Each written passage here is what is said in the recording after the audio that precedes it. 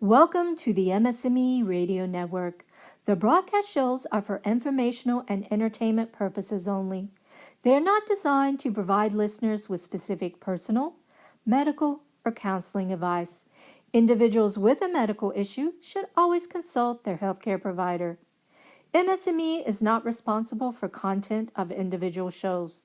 The views expressed by show hosts or their guests are their own. Enjoy the show. I'm John Strum, and this is Real Talk MS.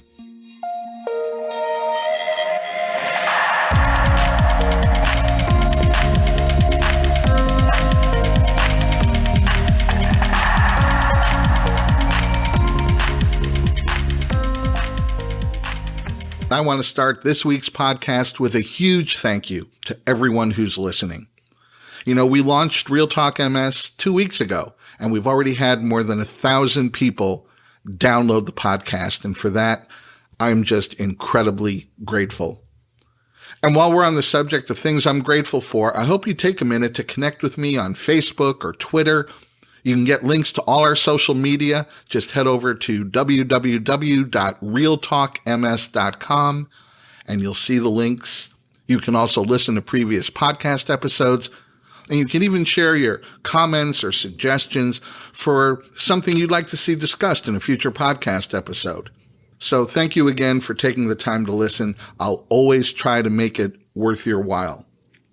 And speaking of making it worth your while, this week, we're talking about MS activism with the former mayor of Sacramento, California, and current MS activist, Heather Fargo.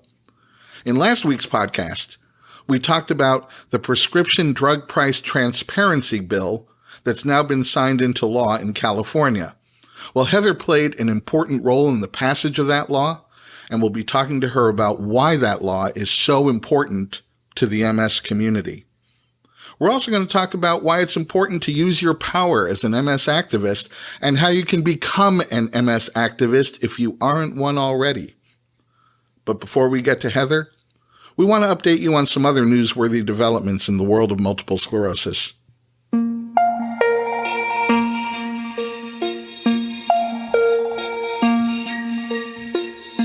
The joint ECTRIMS conference begins tomorrow in Paris. Now, ECTRIMS is the European Committee for Treatment and Research in Multiple Sclerosis, and ACTRIMS is the American Committee for Treatment and Research in Multiple Sclerosis. So this joint meeting is the largest annual global MS research conference anywhere, and tomorrow, the National MS Society and the International Progressive MS Alliance are hosting a webcast that you won't want to miss. The webcast is going to feature Dr. Tim Cutsey, the MS Society's Chief Advocacy, Services, and Research Officer. Tim was actually a guest on the podcast when we launched just 2 weeks ago. And tomorrow, Tim will be joined by Dr. Douglas Arnold from McGill University in Canada, Dr. Gianvito Martino from the San Raffaele Scientific Institute in Milan, Italy, and Dr. Francisco Quintana from Harvard University, Brigham and Women's Hospital.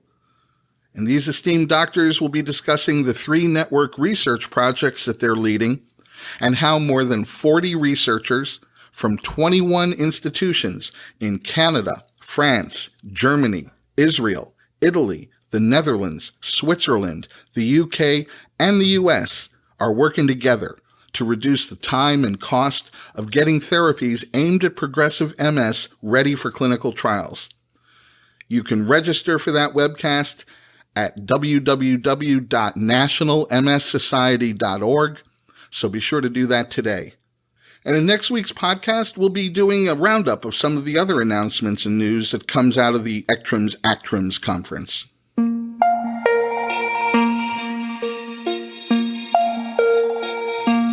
Last week, Corona LLC and the National MS Society announced that they were partnering on the launch of a national MS registry to study the comparative safety and effectiveness of approved MS therapies. So the goal is to register about 5,000 people with MS and to collect data from both MS patients and their neurologists that will ultimately help better quantify and qualify the real-world safety and effectiveness of different MS treatments. You can learn more about how you can participate in the registry as a patient or a neurologist by visiting the project's website at www.corona.org. That's corona.org/registries/US-multiple-sclerosis-MS-registry. That's a long URL, but it's a big study, so check it out.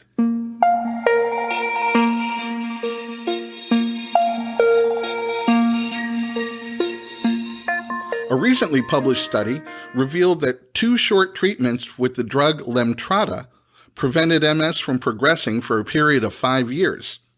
Participants in this phase 3 clinical trial had experienced at least 2 MS relapses in the 2 years before the study and hadn't shown any response to other treatments. So these patients were given 12 milligram doses of Lemtrada for 5 consecutive days at the start of the study and 3 consecutive days a year later.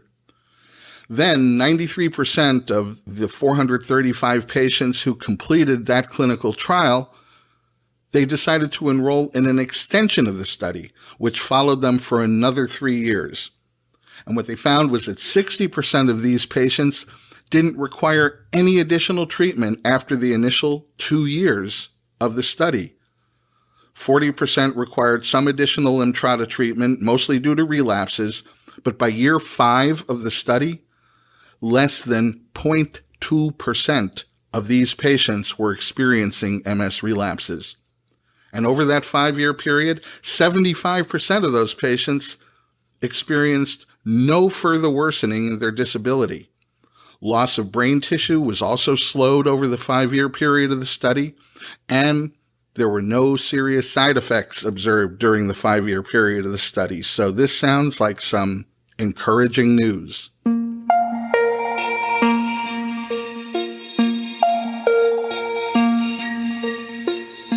Full disclosure time, I'm an MS activist. And for me, that means that I stay in contact with my state legislators in Sacramento, California, and with my congressional representatives and senators in Washington, D.C., and I try to do my part to make sure that they understand how different pieces of legislation might positively or negatively impact families living with MS. Well, this past month, a piece of legislation that we've been talking about was signed into law in California. It holds drug companies accountable when they want to raise the price of prescription medication. And my guest today is someone who's been very closely involved in getting that law passed. In a moment, we'll be talking with MS activist Heather Fargo.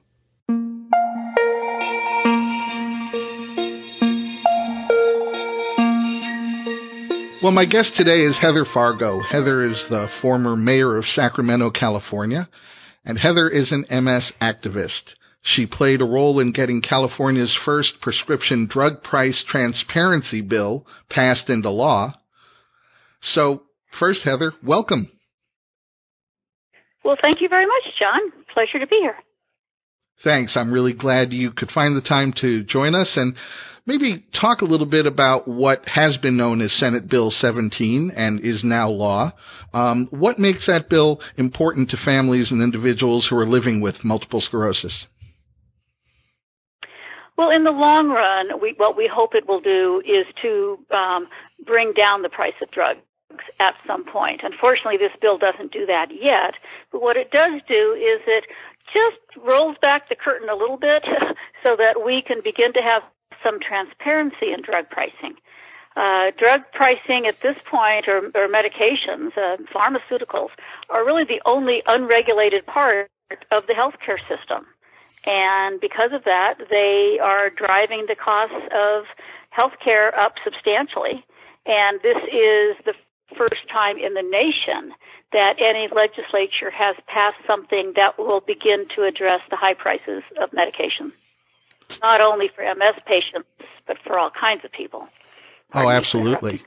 And I know it's the first of its kind. I know that, as I think you put it, it rolls up the curtain a little bit, but I also know that that was a very heavy curtain to begin rolling up. Can you talk about what sort of challenges the bill faced as it made its way through the legislature? Well, this is an effort that the issue of transparency and drug pricing, the MS Society has had as a national priority for some time, and we've raised it in Washington at our annual conventions there and our lobbying in Washington as well, but not much movement at all on the national scene, not surprisingly. But here in California, where things are a bit more progressive and where we'd like to kind of start trends, we were able to get it done here. But even here, this took us almost 3 years. Senator Hernandez introduced this quite a while ago, and we have had it as one of our agenda items, I believe, for the last 3 years during our state action days here in Sacramento. And it was a heavy lift because there is so much money in politics, in elections and campaigns, and so much money coming out of the pharmaceutical companies that it was very hard to get the votes put together in order to do what was the right thing to do. Ultimately, we got there, but it was difficult. So as we finally got there, and I look at the photo of Governor Brown signing the bill into law, I can't help but see your smiling face right next to his. Can you tell us? It was a very exciting day to be there, and the MS Society was the only disease-based organization that was there, and we were there from the beginning. With Health Access for All and with some of the labor organizations, as well as ultimately with the hospitals and with the insurance companies and with all kinds of people. The coalition grew and grew. AARP was a part of it. And I think part of the reason for that, the California Labor Federation, that's what I wanted to mention, as well as Unite here and Health Access California was one of the drivers on this, big driver. But even Tom Steyer came and helped us, lobby for this, because people are beginning to see this is not just bad for patients. This is not just bad for people with MS. It's bad for the economy. It's bad for all patients because healthcare has become so expensive that there, are some people that aren't going to be able to afford it in the long run. And I already have friends that can't afford their MS medication. The chart that we did, that was done for us actually by our MS folks in D.C., our lobbying folks in D.C., was quite powerful. I'm currently taking Gilenya, and when I started taking it just, 5 years ago, it was expensive, but it was, only, $50,000 a year. Well, now it's $91,000 a year in 6 years, and it's almost doubled. And all of the medications now for MS, the average is $85,000 a year, which is absurd. Nobody can afford that if they don't have insurance. And especially for those of us that have a government-based insurance. In my case, I'm a PERS retiree, so it's the state of California that's paying that $91,000 a year for me. But that's a lot of money. And you look at now that government is very much involved in all of our health insurance policies and health provision, we can't afford to have the pharmaceutical companies driving up drug prices the way they are to whatever they want to charge. What's particularly so counterintuitive about MS medication prices is when you look at any kind of an economic model of any kind of product in the marketplace, when there is only one product or maybe only two, there's only one other competitor, prices can stay high. But the theory goes that the more competing products come into the marketplace, that competition is supposed to drive prices down. But when we look at MS medication, as you know, the exact opposite has happened. It was cheapest when there was only one, and now that there's over 14 different medications, the prices have gone through the roof. And even the generic, as I said in the press conference at the bill signing, even the generic medication is now, in the $80,000 range. So, they say that it's because they're paying for research, and they are paying for research, but they're not paying as much as the National Institute of Health is paying, which is our federal government. And MS Society raises millions of dollars every year to match to help match what's being spent on MS research, as are, other organizations. So what they're charging is well above and beyond what they're paying for research. In fact, I think their budgets now show that they're spending more on TV advertising than they are on research, which anybody who watches television lately will see that pharmaceuticals and car companies are the two big companies, two big industries left that can afford to advertise on TV on a regular basis. So they've been pretty greedy for a long time, and I'm really proud of the MS Society and all of our partners in this effort. Really want to thank Ed Hernandez, who really led this, and then Jim Wood, the assembly member, who was one of the principal co-authors, and of course our governor signed it. We are really lucky that he did. Not that he wouldn't, but I mean we're in a lucky place to have this. And there's so many things up in the air, but it's time for us to rein in the pharmaceutical companies, and we're hoping that what we did in California will spread throughout the nation and ultimately to Washington, D.C., and we will have a bill that is really meaningful, which is, okay, tell us why you can't roll your prices back. That's the kind of bill I want to see. You and a lot of people who are listening to this, I bet. Good. When you mentioned how this had been an agenda item on the state action day that takes place in every state, certainly in California and Sacramento every year. I've been fortunate enough to be a part of that as well.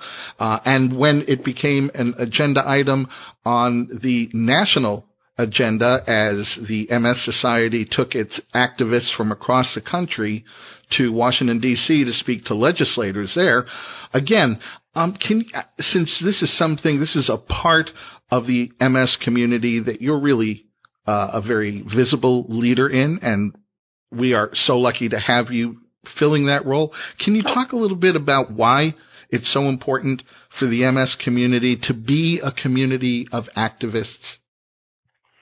Well, part of it is a lot of people with MS may have some mobility issues, but they're really a very bright and engaged group of people for whatever reason. I mean, the people that I've met that are part of the active group of the MS people are, they're very, very engaged. They're very smart, and they can make a difference. And I think that especially when you have these mobility issues that mean there are things you can't do anymore, there are still things that we can do. And we need to find a cure for MS ultimately. We need to get remyelination figured out and funded and done. And I think that it allows us, for those of us that have MS, to not only be active but to make a difference. And from what I can see, when we go back there and there's 300 or 400 of us MS activists in Washington, D.C., going all over, the Senate and congressional offices for a day, it makes a difference. I mean, people notice us, and we're a large group, and so we can have an impact. And I think that in a lot of ways, our message it resonates with a lot of other diseases as well, not just diseases, people that have long-term mobility issues. We're forging a path for other people.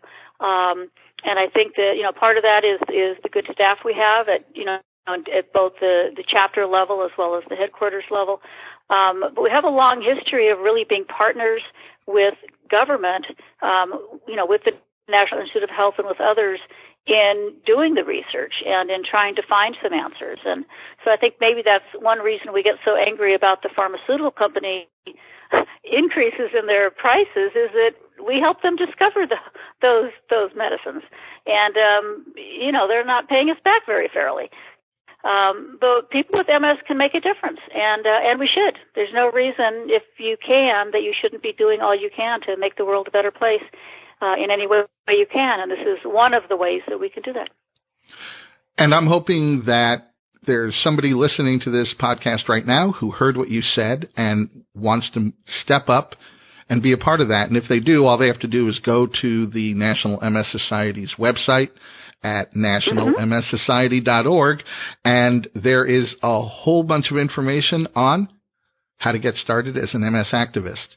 And I can tell you, as someone who's been a part of that, it's enormously gratifying, personally rewarding, and you see the difference being made, how you see the light bulb go on over a legislator's head when someone sits in front of them and says, I used to pay $15 or $17 or $19,000 for my medication. I'm on the same medication today, and it's costing me $80,000 and $90,000.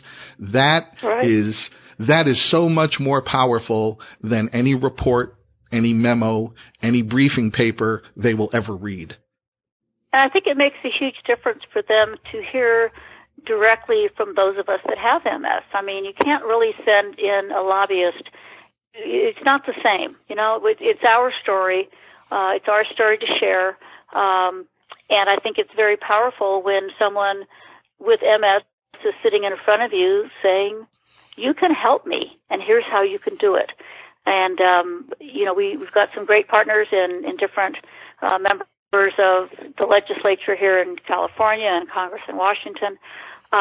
But we have this incredible network now throughout California and in other states as well, but it's very definite here, where we have connected people directly with their Congress members and with their elected officials here at the state, so they can develop a relationship and continue to remind folks that, we need their help, and this is part of what government is supposed to do.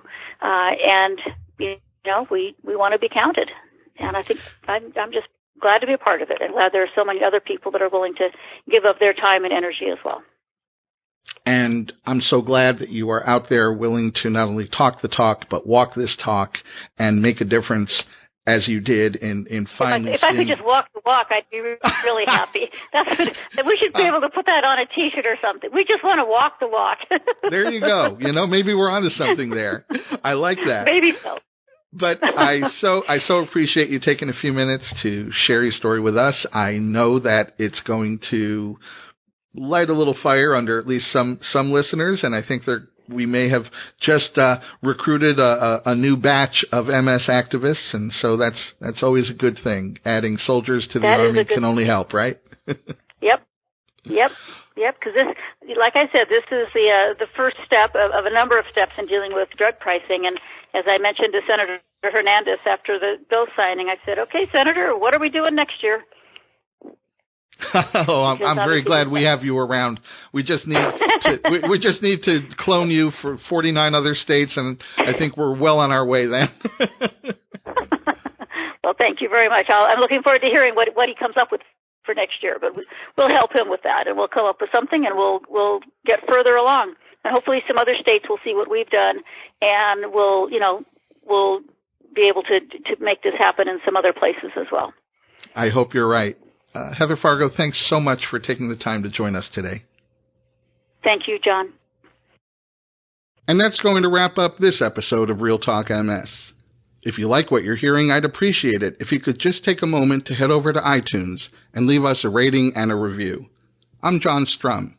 Thanks for listening, and we'll catch you next time.